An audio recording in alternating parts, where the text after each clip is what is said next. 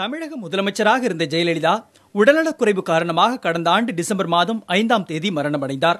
இதையடுத்து அவரது உடல் முழு அரசு மரியாதையுடன் சென்னை மெரினாவில் உள்ள எம்ஜிஆர் நினைவிட வளாகத்தில் அடக்கம் செய்யப்பட்டது. கடற்கரையிலிருந்து 500 மீட்டருக்கு உட்பட்ட பகுதிகளில் கட்டுமான பணிகள் மேற்கொள்ள கடந்த 2001ஆம் ஆண்டு மத்திய அரசு தடை பிறப்பித்துள்ளதால் எம்ஜிஆர் நினைவிடத்திற்கு உள்ளேயே ஜெயலலிதாவின் உடலும் அடக்கம் செய்யப்பட்டது.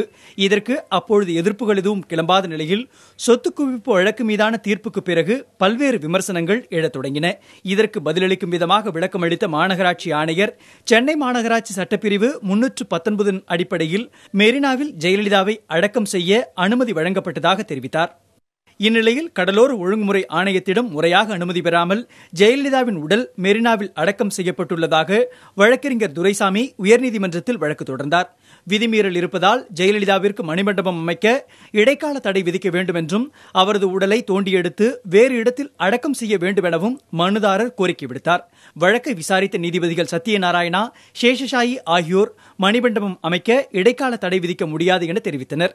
மேலும் மனுதாரரின் புகார் குறித்து தலைமைச் செயலாளர், தமிழ்நாடு கடலோர மேலாண்மை ஆணையர் மற்றும் சென்னை மாநகராட்சி நிர்வாகம் ஆகஸ்ட் 18ஆம் தேதிக்குள் பதிலளிக்க வேண்டும் எனவும் நீதிபதிகள் உத்தரவிட்டனர்.